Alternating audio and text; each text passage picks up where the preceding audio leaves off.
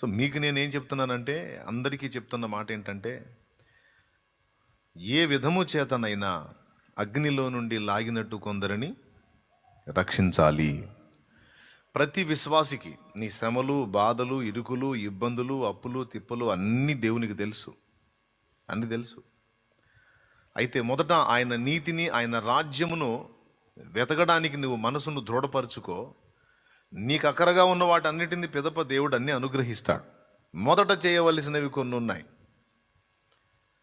ఆ మొదట చేయవలసిన వాటిల్లో ఎన్నో రకాల ఇబ్బందుల్ని విశ్వాసులు ఎదుర్కొంటూ వాటి నుంచి విడుదల కోరి దేవుణ్ణి అడుగుతూ ఉంటారు. ఒక మాట, ఎన్నో ప్రార్థనలు మనం దేవునికి సమర్పిస్తాం. దేవుని దగ్గర నుంచి ఎన్నో విషయాలు ఆశించి, ఎన్నో సంగతులు దేవుని దగ్గర నుంచి ఆశించి మనం ఎన్నో ప్రార్థనలు సమర్పిస్తాం. కానీ విచిత్రం ఏంటంటే, దేవుడు కూడా మన నుంచి ప్రార్థనను ఆశిస్తున్నాడు. అంటే మనం అడిగే ప్రార్థనలు కాదు, మన నుంచి దేవుడు ఒక ప్రత్యేకమైన ప్రార్థనను ఆశిస్తున్నాడు.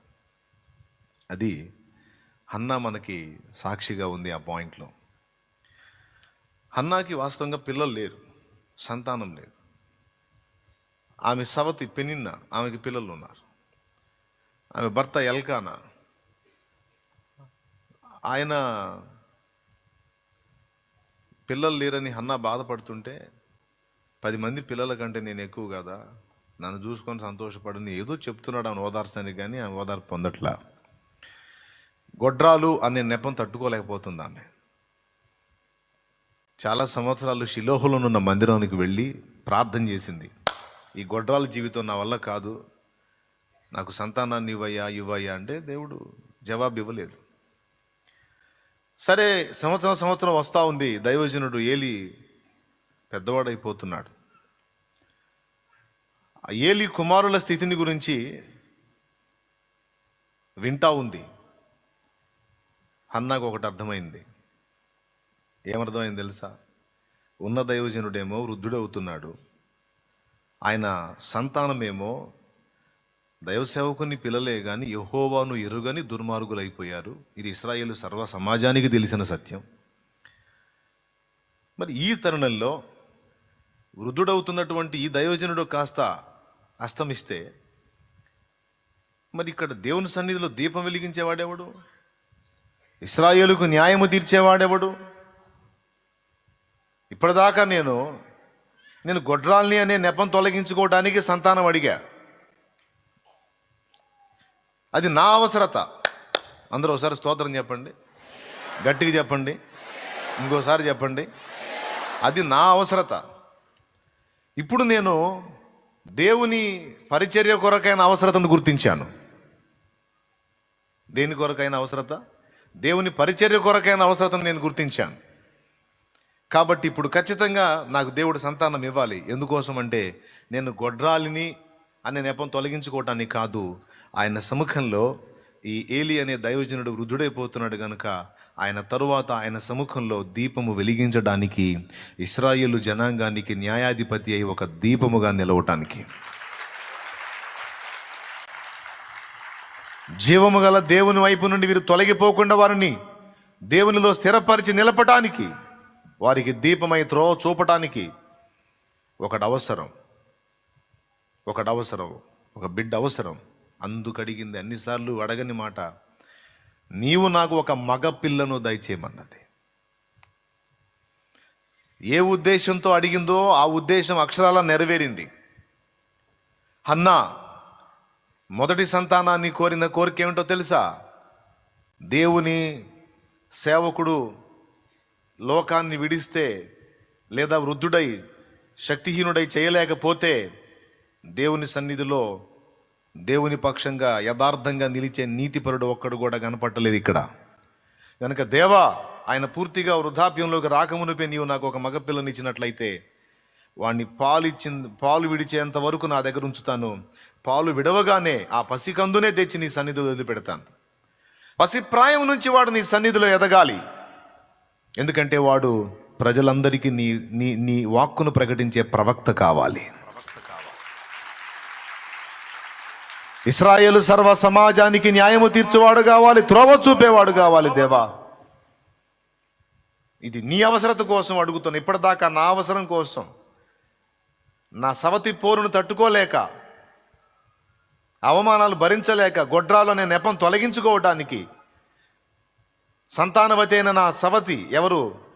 నా భర్తకు మరి ఒక భార్యగా ఉన్న ఆమె ఏడ్పించే ఆ వేదనను ప్రతిఘటించడానికి నాకు కూడా బిడ్డ ఉన్నాడని చూపించడానికి, బిడ్డ ఉందని చూపించడానికి అడిగా. ఇప్పుడు అట్లా కాదు. సవతి లేదు, ఇంకేం లేదు, నాకు గొడ్రాల నెపం కూడా అవసరం లేదు. నీకు ప్రవక్తగా ఉండున్నట్లు ఒక బిడ్డను నాకు ఇవ్వు, నేను నీకు అన్నప్ప చెప్తాను. ఏం ఆశించి సమూయేలును కన్నదో హన్నా, సమూయేలు అంతే అయ్యాడు. తర్వాత మిగిలిన వాళ్ళు మామూలుగానే ఉన్నారు చూడండి. హన్నాకు సమూయేలు తర్వాత ఇంకా పిల్లలు పుట్టారు, కానీ వాళ్ళెవరు ప్రవక్తలు కాలేదు, వాళ్ళెవరు ఇశ్రాయేలుకు న్యాయాధిపతులు కాలేదు. అవునా? ఎందుకని కాలేదు?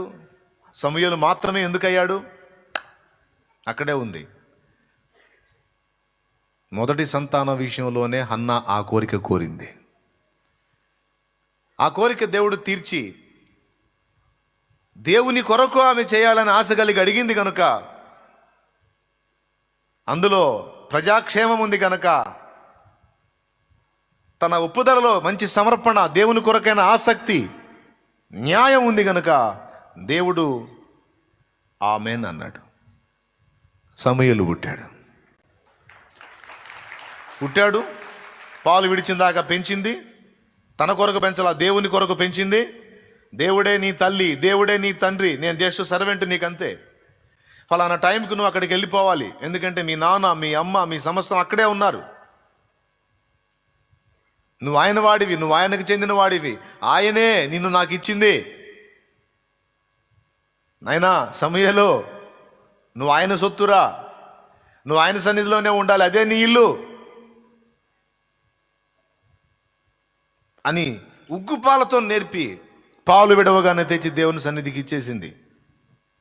ఏమవ్వాలని ఇచ్చింది? ఏం ఆశించి అడిగి పొందుకుందో అది జరగాలనే ఇచ్చింది. దేవునికి మహిమ. ఇద్దరు రాజులను తను అభిషేకించి రాజులను శాసించే ప్రవక్త అయినాడు. ఇంకా చెప్పాలంటే ఈ రాజులు, సౌలు అనే మొదటి రాజు, దావీదు అనే రెండవ రాజు, ఈ ఇద్దరు రాజులు రాకముందు ఇశ్రాయేలుకు న్యాయాధిపతి రూపంలో ఉన్న రాజు ఎవరో తెలుసా? ప్రవక్త మరియు రాజు సమూయేలే. అయితే న్యాయాధిపతిగా పిలువబడ్డాడు, తీర్పు తీర్చేవాడు సమూయేలే. రాజు చేసే పనులన్నింటిలో ముఖ్యమైనది తీర్పు తీర్చుట, న్యాయ విచారణ జరుపుట. అది శామ్యూయేలు చేశాడు. దేవునికి మహిమ కలుగునుగా. ఇప్పుడు ఏమి అడిగి, ఏ విధంగా అడిగి వెంటనే ఆన్సర్ పొందింది హన్నా? ఎవరి అవసరాన్ని బట్టి అడిగి పొందింది? పెద్దగా చెప్పండి ప్లీజ్. తన అవసరతను బట్టా, దేవుని అవసరతను బట్టా? మనం చేసే ప్రార్థనలన్నీ కూడా దేవుని వైపు నుండి మన వైపుకు రావాలి, మన వైపు నుండి దేవుని వైపుకి వెళ్ళకూడదు. అంటే అర్థమైందా? ఏమర్థమైంది? మనం చేసే ప్రార్థనలన్నీ దేవుని వైపు నుండి మన వైపుకు రావాలి, మన వైపు నుండి దేవుని వైపుకి వెళ్ళకూడదు. అంటే అర్థం ఏంటంటే, అసలు ముందు దేవుడు ఏం ఆశిస్తున్నాడో దాన్ని గుర్తుపట్టాలి, దేవుడు దేన్ని ఎదురు చూస్తున్నాడో దాన్ని గుర్తుపట్టాలి, దేవుడు మన నుండి ఏ అంశాలను కూర్చున్న ప్రార్థన రావాలని ఆశిస్తున్నాడో దాన్ని గుర్తుపట్టి మనం ప్రార్థించాలి, ప్రయాసపడాలి, పరిచర్య చేయాలి. మన నుండి దేవుడు ఆశించినవి వినండి. చాలా కాలం తర్వాత ఒక సమూయేలుని ఇచ్చాడు దేవుడు. ఆ ఇచ్చిన సమూయేలుని మాట ప్రకారం తెచ్చి ప్రవక్తకు దేవుని సన్నిధికి అప్పచెప్పేసింది పరిచారకుడిగా. అందుకు ప్రతిగా అనేక మంది కొడుకుల్ని, కూతుళ్ళని కూడా ఇచ్చాడు హన్నాకి దేవుడు. నా సన్నిధిని అవసరత గుర్తించి నా కొరకు ఆలోచించావు గనుక, నా సన్నిధిని దీపం వెలిగించుట కొరకు, ఇశ్రాయేలుకు దీపమై ఉండుటకు, నీకు లేక పుట్టినటువంటి ఆ సంతానాన్ని, మాతృవాత్సల్యాన్ని కూడా పక్కన పెట్టేసి నా కొరకు అలాగ ధారాదత్తంగా అప్పచెప్పావు కనుక హన్నా, ఇదిగో సమూయేలుకు ప్రతిగా ఇదిగో ఇంతమంది పిల్లల్ని ఇస్తున్నపో, పిల్లల ఆనందం పొందిపో తల్లి అని ఇచ్చాడు. బా, పిల్లల్ని ఇచ్చాడు, అటుపక్క సంతానం యొక్క ఆనందం పొందింది, ఇటుపక్క ఒక కొడుకు అయితే ఇశ్రాయేలు మొత్తానికి తీర్పు తీర్చే న్యాయాధిపతి అయ్యాడు. ఎవరు కొడుకు? దేవుని సన్నిధిలో ఉన్న అందరికీ రాజు వల్ల న్యాయం తీర్చే న్యాయాధిపతి అయినా అబ్బాయి ఎవరు కొడుకు? కన్నా ప్రేమను ఇమ్మని సోదరి హన్న విన్నవించగ దేవుని, కన్నా ప్రేమను ఇమ్మని సోదరి హన్న విన్నవించగ దేవుని, అన్ని ఎరిగిన తండ్రి అన్నాను దీవింత, అన్ని ఎరిగిన తండ్రి అన్నాను దీవింత, వన్నేకెక్కిన కొడుకు చెన్నుగాను దిన, కరుణ పీఠము చేరరే దేవుని కృప చరణాస్థలిని చేరరే, కరుణా పీఠము చేరరే దేవుని కృప చరణాస్థలిని చేరరే. దేవునికి మహిమ.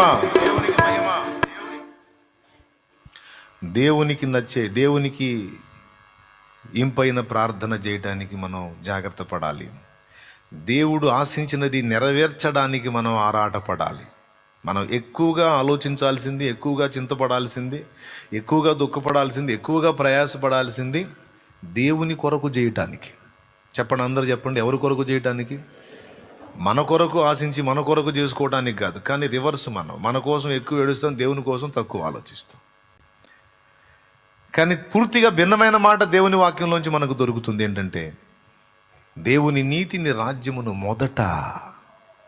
మొదట వెతకాలి. పిదప నీకు అన్నీ అనుగ్రహించబడతాయి. ఏమి తిందునా, ఏమి తాగుదునా, ఏమి ధరించుకుందునా, ఇవన్నిటిని గురించి అన్యజనులు విచారిస్తారు. నీకు అక్కర్లేదు. నువ్వు ఎప్పుడైతే దేవుని గుర్తెరిగావో, నిజమైన దేవుని గుర్తుపట్టావో, ఆయన రెక్కల కిందికి వచ్చేసావో, ఇక నీ సంగతులన్నీ ఆయన టేకప్ చేసేసాడు. తప్పకుండా నీవు ఎదుర్కొంటున్న ప్రతికూల పరిస్థితులు అన్నిటినీ తొలగిస్తాడు.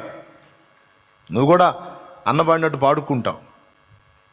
ప్రతికూలమైన పరిస్థితులన్నీయు కనుమరుగైపోయేనే, ప్రతికూలమైన పరిస్థితులన్నీయు కనుమరుగైపోయేనే, నీ కృప నిత్యముండును, నీ కృప నిత్య జీవము, నీ కృప వివరింప నా తరమా యేసయ్యా.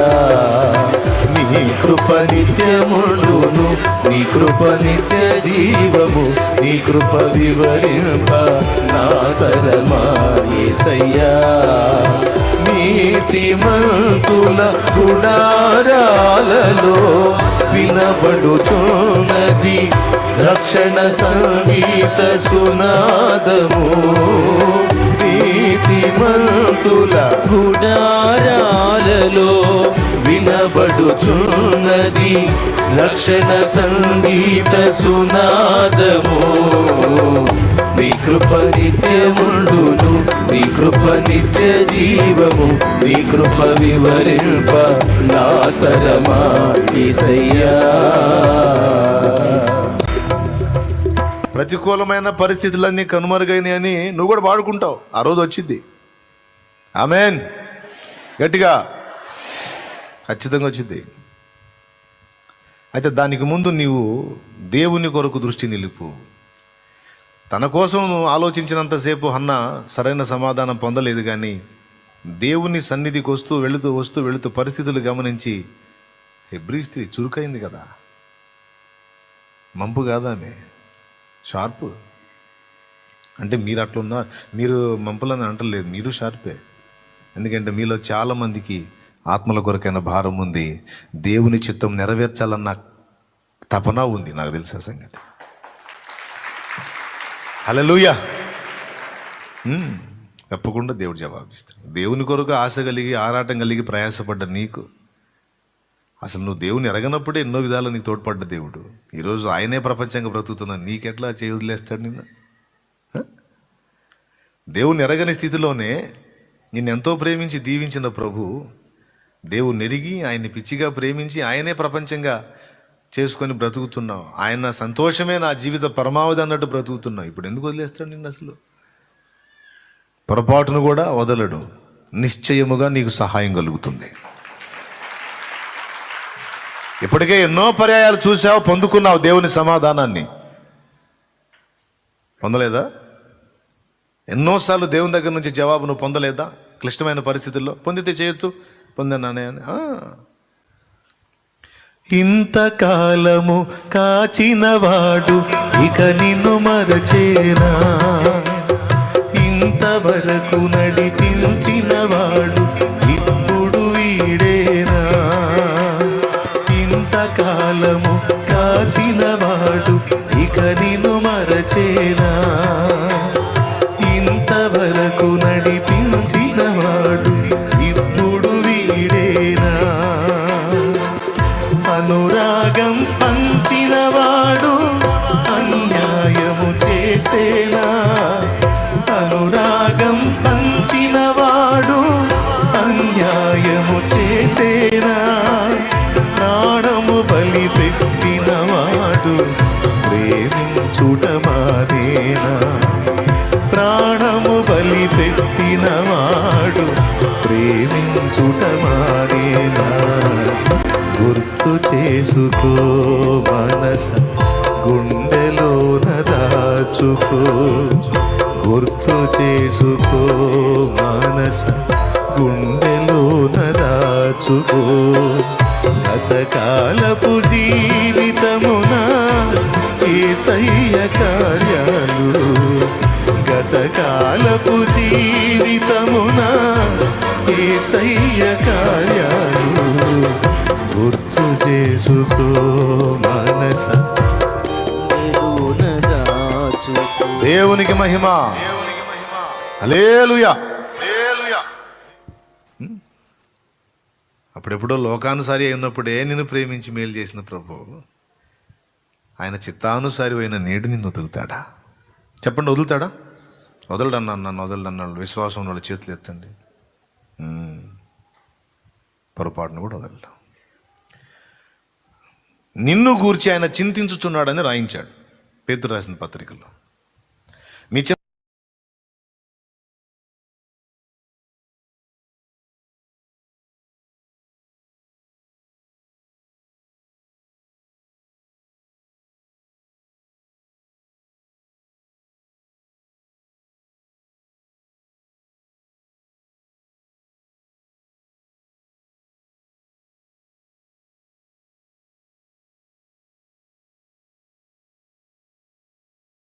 చింత యావత్తు ఆయన మీద వేయండి అని రాయించాడు.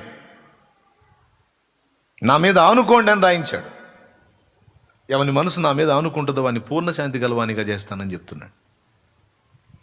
నా మీద భారం వేయి, నా మీద ఆనుకో. నిన్ను గురించి నేను చింత కలిగి ఉన్నాను, నిన్ను గురించి నేను ఆలోచిస్తున్నానని స్పష్టంగా దేవుడు చెప్పాడు. అయినా మనకి పుట్టెడు డౌటు, అనుమానం, ఏమోనండి అని. ఏం లేదు.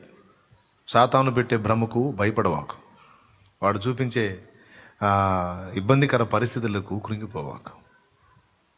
దేవుడు నీ పక్షాన ఉన్నాడు. హల్లెలూయా, హల్లెలూయా.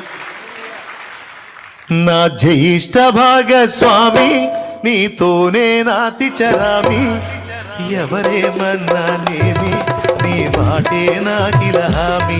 నీ కృప చాలు యేసు స్వామి, నా జ్యేష్ఠ భాగస్వామి నీతోనే నాతి చరామి, ఎవరేమన్నానేమి నీ మాటే నాకిల హామీ. నీ కృప చాలు యేసు స్వామి, కృప చాలు యేసు స్వామి, నీ మాటే నాకిల హామీ. నీ కృప చాలు యేసు స్వామి, నీ మాటే నాకిల హామీ. నా జ్యేష్ఠ భాగస్వామి నీతోనే నాతి చరామి, ఎవరేమన్నానేమి నీ మాటే నాకిల హామీ. నీ కృప చాలు యేసు స్వామి. కరువులెన్నైనా కష్టమేదైనా కానీ నా కాపరివై నీవు ఉండగా నాకు కలుగదులేమి. కరువులెన్నైనా రాని కష్టమేదైనా కానీ నా కాపరివై నీవు ఉండగా నాకు కలుగదులేమి. కృప చాలు యేసు స్వామి నీ మాటే నాకిల హామీ. నీ కృప చాలు యేసు స్వామి నీ మాటే నాకిల హామీ. నా జీష్ట భాగస్వామి నీతోనే నాటి చరామి. ఎవరేమన్నానేమి నీ మాటే నాకిల హామీ. నీ కృప చాలు యేసు స్వామి. కలతలెన్నైనా కానీ ఖడ్గమే ఎదురు రాని నాకు కేడమై నీవు ఉండగా హాని కలుగదు ఏమి. కలతలెన్నైనా రాని ఖడ్గమే ఎదురు రాని నాకు కేడమై నీవు ఉండగా హాని కలుగదు ఏమి. కృప చాలు యేసు స్వామి నీ మాటే నాకిల హామీ. నీ కృప చాలు యేసు స్వామి నీ మాటే నాకిల హామీ. నా జీష్ట భాగస్వామి నీతోనే నాటి చరామి. ఎవరేమన్నానేమి నీ మాటే నాకిల హామీ. నీ కృప చాలు యేసు స్వామి. కృప చాలు యేసు స్వామి నీ మాటే నాకిల హామీ. నీ కృప చాలు యేసు స్వామి నీ మాటే నాకిల హామీ. నిందలే వచ్చి పడని మిత్రులే శత్రులవని నన్ను వీడని ఆత్మదేవుడా నాకు చాలు నీ చెలిమి. నిందలే వచ్చి పడని మిత్రులే శత్రులవని నన్ను వీడని ఆత్మదేవుడా నాకు చాలు నీ చెలిమి. కృప చాలు యేసు స్వామి నీ మాటే నాకిల హామీ. నీ కృప చాలు యేసు స్వామి నీ మాటే నాకిల హామీ. నా జ్యేష్ఠ భాగస్వామి నీతోనే నాటి చరామి. ఎవరేమన్నానేమే నీ మాటే నాకిల హామీ. నీ కృప చాలు యేసు స్వామి నీ మాటే నాకిల హామీ. నీ కృప చాలు యేసు స్వామి. కృప చాలు యేసు స్వామి నీ మాటే నాకిల హామీ. నీ కృప చాలు యేసు స్వామి నీ మాటే నాకిల హామీ. బా స్పీడ్గా పాట మొత్తం పాడేశాం. ఆయన హామీ మనకుంది. నీ విషయంలో ఆయనకు బాధ్యత ఉంది, భారం ఉంది. కాబట్టి ఇప్పుడు నువ్వేం చేయాలి, నేనేం చేయాలి? అంతే.